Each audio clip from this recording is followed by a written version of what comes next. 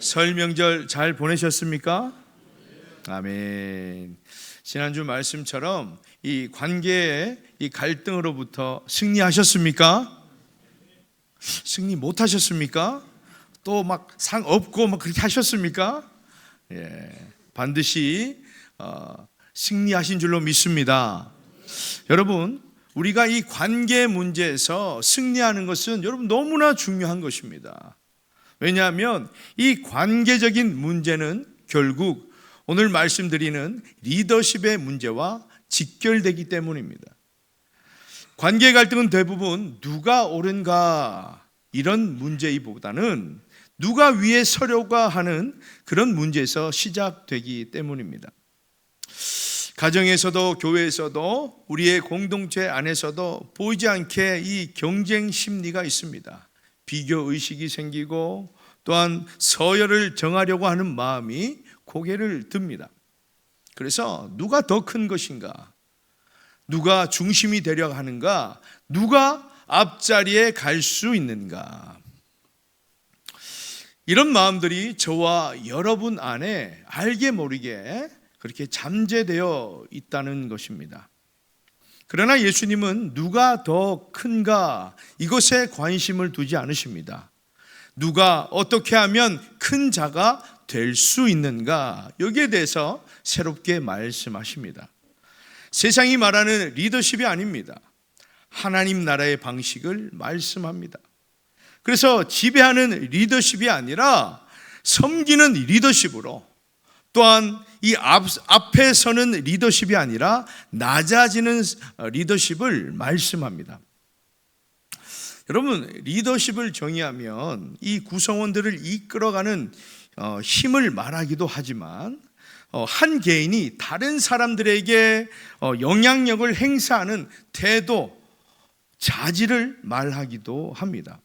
사실 여기서 어떤 직분자만 리더가 아니에요. 앞에 서는 사람이 리더자가 아닙니다. 저와 여러분 모두가 리더자입니다.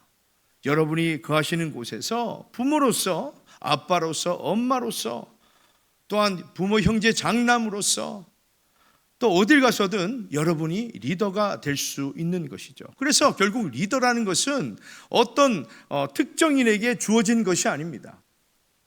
그래서 이 리더십은 내가 상대방에게 어떻게 대하는가 그 태도를 말하는 것입니다.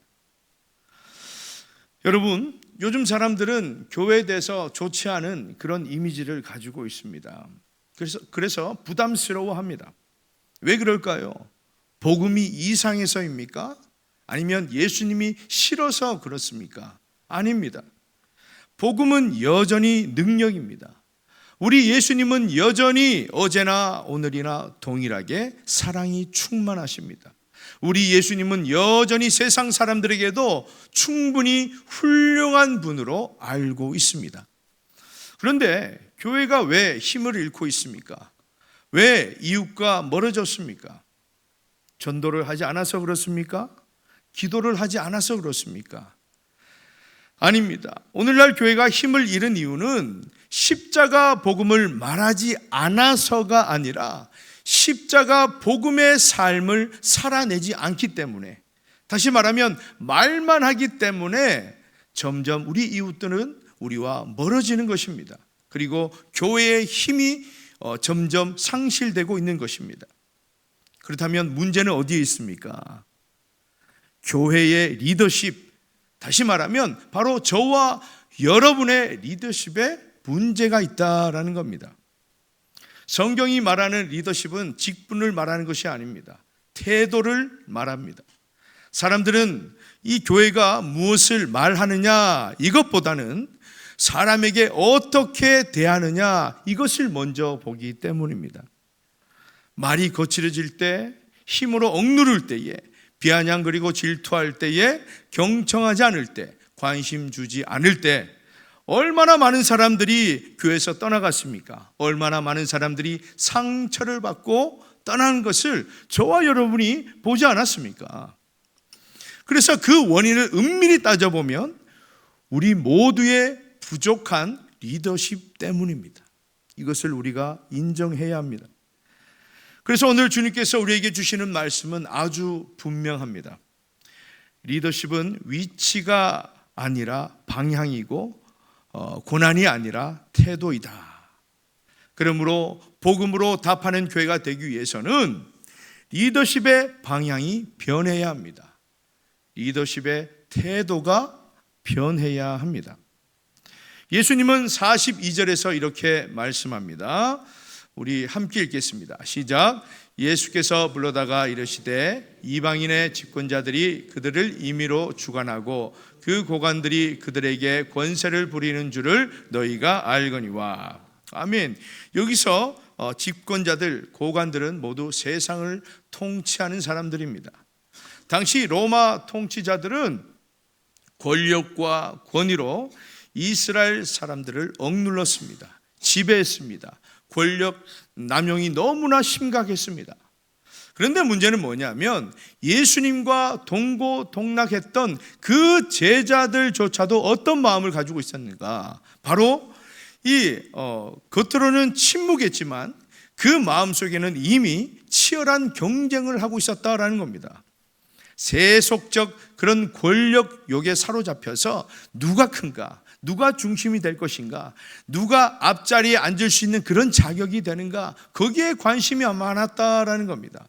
예수님과 제자들 마음이 전혀 달랐습니다. 세상의 리더십은 무엇입니까? 과시하는 거예요.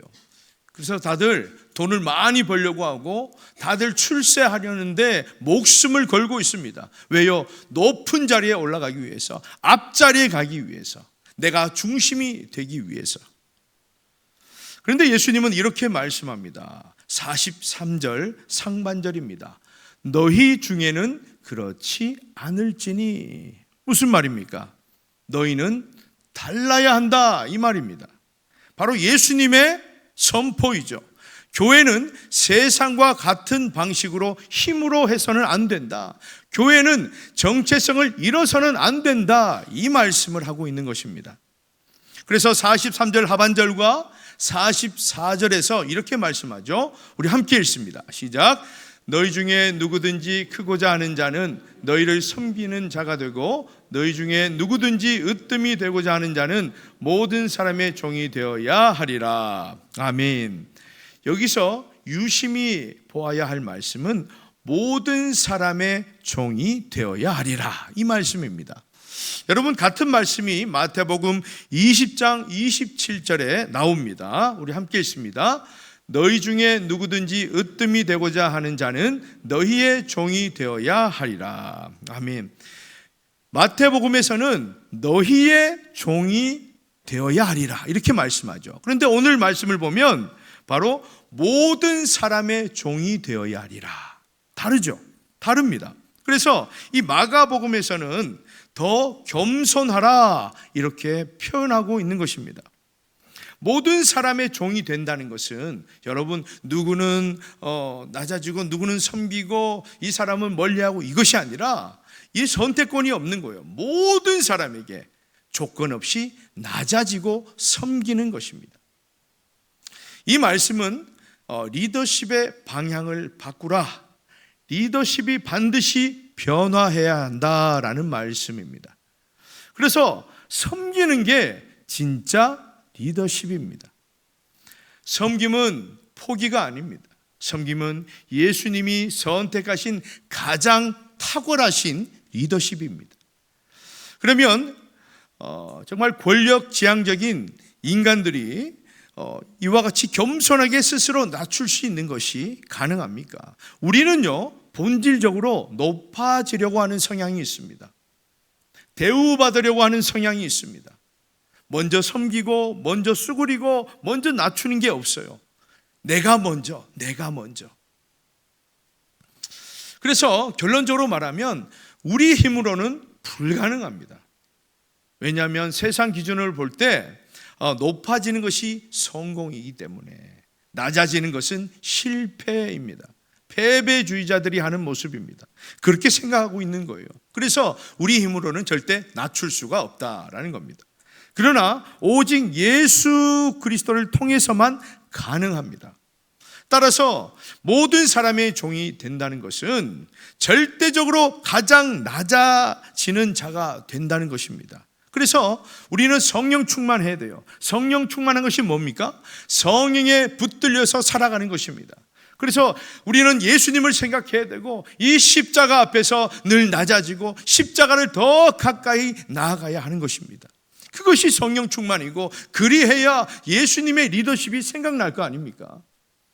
예수님을 따라 살려고 하고 예수님 닮기를 원한다고 그렇게 고백해놓고 기도의 자리에 오지 않고 말씀의 자리에 오지 않고 신앙 훈련에도 전혀 관심이 없다면 어떻게 주님의 그 리더십을 닮아갈 수가 있겠습니까? 그러나 예수님은 여러분 어떤 분입니까? 말씀만 하신 분이 아닙니다. 우리 45절 말씀 함께 읽습니다. 시작. 인자가 온 것은 섬김을 받으려 함이 아니라 도리어 섬기려 하고 자기 목숨을 많은 사람의 대속물로 주려 함이니라. 아멘. 비록 제자들이 예수님께 한 자리 주십시오. 정말 제가 어떤 위치에 있습니까? 제가 큰 자입니까? 작은 자입니까? 이렇게 직접적으로 그렇게 예수님께 질문하지 않았지만 예수님은 제자들의 속마음을 다 알고 계셨습니다. 정말 다들 으뜸이 되기를 원했던 거예요. 그들의 마음 가운데에 예수님은 이렇게 말씀하신 겁니다. 모든 사람의 종이 되라. 그렇게 말씀하신 후에 너희들만 그렇게 되라. 그렇게 하시지 않고 곧바로 어떤 말씀하셨어요? 자신은 이 땅에 온 것이 섬기려고 왔다. 심지어 내 목숨까지도 대속물로 주려고 왔다. 이렇게 말씀하신 겁니다. 이렇게 말씀하셨습니까? 결국 예수님께서 그 십자가 위에서 죽으심으로 우리는 구원을 받게 된 것입니다. 사실 여러분 생각해 보세요. 따지고 보면요, 만왕의 왕이신 예수 그리스도가 이 땅에 오셔서 세상 통치자들처럼 내가 대접을 좀 받아야 되겠다, 그렇게 말씀하신들 여러분 누가 거기에 대해서 가타부타 할 사람이 있습니까? 당연한 거 아닙니까? 만왕의 왕인데 당연히 그런 대우를 받으셔야죠. 그럼에도 불구하고 우리 예수님은 어떻게 말씀하십니까? 나는 그렇게 대우받으려 온 것이 아니다. 너희들을 섬기려 하고 내 목숨도 주려고 왔다. 그렇게 말씀하신 것입니다. 분명한 목적을 말씀하셨다라는 거예요. 그래서 여러분, 십자가는 단순한 희생이 아닙니다. 십자가는 예수님의 리더십이 어떠한가를 보여주는 자리였습니다. 무엇보다 교회가 어떤 태도로 사람들을 대해야 하는지, 어떤 태도로 지역을 섬기고 이웃과 소통해야 하는지, 그런 절대적인 기준이 되는 자리가 바로 십자가다라는 겁니다. 그래서 예수님의 리더십은 교회 안에서만 머무는 리더십이 아닙니다. 교회를 다시 세상으로 보내는 리더십입니다. 그러므로 이제는 목회자 혼자 뛰는 그런 시대가 아니죠. 물론 많이 도와주십니다. 그래서 교회의 주체는 목회자가 아니라 바로 이 자리에 앉아 계시는 예배 드리시는 여러분 한 분 한 분이 주체입니다. 하나님은 여러분 각자를 여러분의 가정에서, 또한 일터에서, 지역에서 하나님의 선교사로, 복음의 선교사로, 진정한 복음의 리더자로 부르셨습니다. 그래서 교회는 더 이상 사람들을 끌어모으는 그런 장소가 아니라 성도들을 세상으로 잘 파송하는 그런 공동체가 되어야 합니다. 목회자는 앞에서 모든 일을 대신하고 모든 일을 척척 해내는 그런 위치가 아니라 정말 여러분의 그 부르심을 돕는 코치입니다.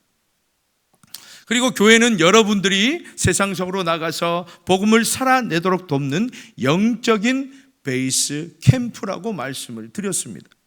그러므로 여러분, 이제 방향 전환이 필요합니다. 리더십이 변화되어야 합니다. 교회 스스로가 유지하기 위한 그런 공동체가 아니고 우리만의 세상이 아니라 정말 세상을 섬기기 위해서 세상으로 나아가는 그런 공동체가 되어야 한다라는 겁니다.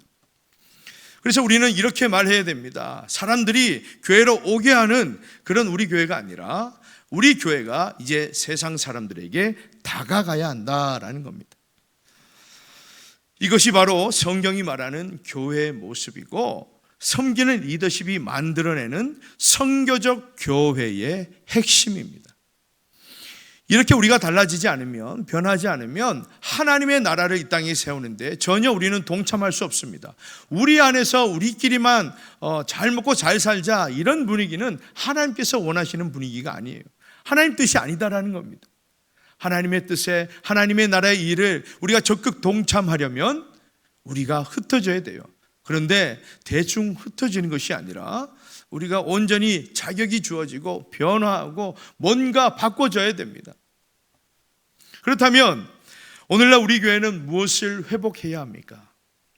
리더십이 변해야 됩니다. 리더십이 변하면 교회의 분위기, 교회의 공기가 바뀝니다.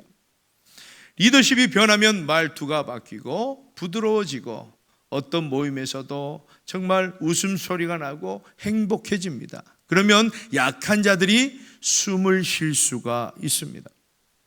그래서 리더십이 교회의 얼굴입니다. 섬기는 리더십은 사람을 통제하지 않습니다. 굴복시키지 않습니다. 사람을 회복시키고 사람을 살립니다. 그래서 저는 여러분들이 주일날 예배를 드리고 교회로 오실 때마다 이런 기도를 드려요. 오시는 모든 우리 성도님들에게 살아날 수 있는 은혜를 주십시오. 회복할 수 있는 은혜를 주십시오. 그 은혜가 누구에게서 나와요? 예배 가운데 하나님의 임재와 바로 성도들의 교제 가운데 일어나는 것입니다. 그때 리더십을 발휘해야 한다라는 겁니다. 이 시간 하나님은 우리에게 물으십니다. 너는 지금 지배하고 있느냐? 섬기고 있느냐? 네가 옳으냐가 중요하냐? 아니면 함께 가는 것이 중요하냐? 사랑하는 여러분, 올해 우리 교회 표어는 이웃과 소통하며 복음으로 답하는 교회가 되는 것입니다.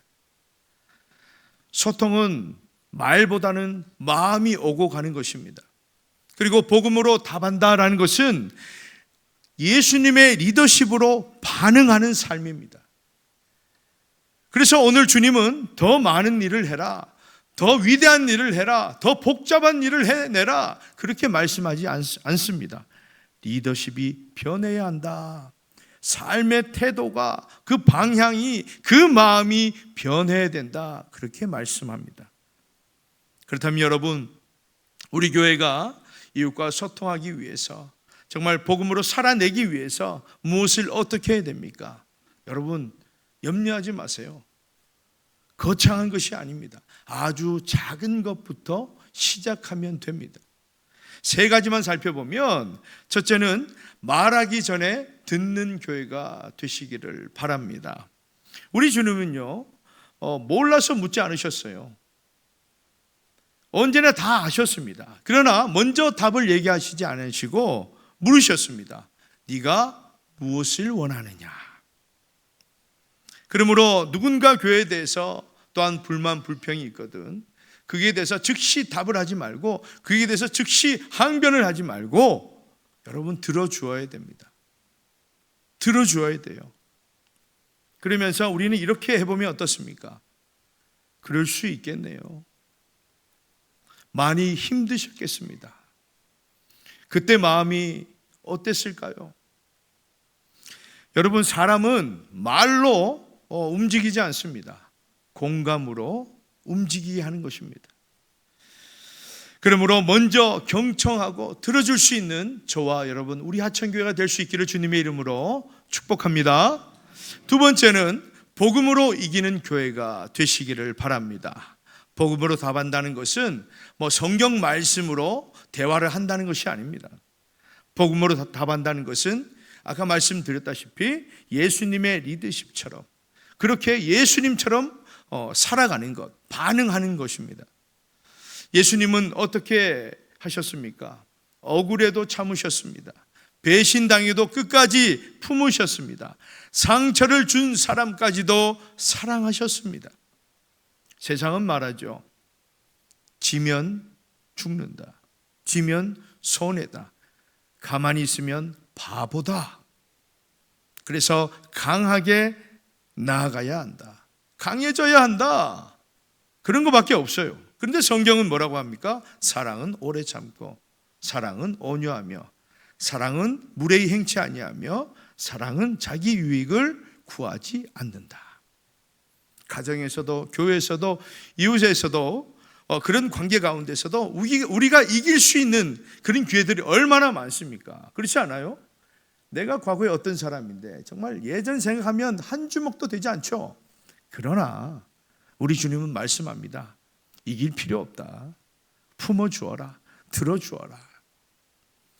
사랑하는 여러분, 우리 예수님도 충분히 이기실 수 있었지만 이기는 것보다 살리시는 것을 선택하셨습니다. 그러므로 복음으로 이기고 살리는 교회가 되시기를 주님의 이름으로 축복합니다.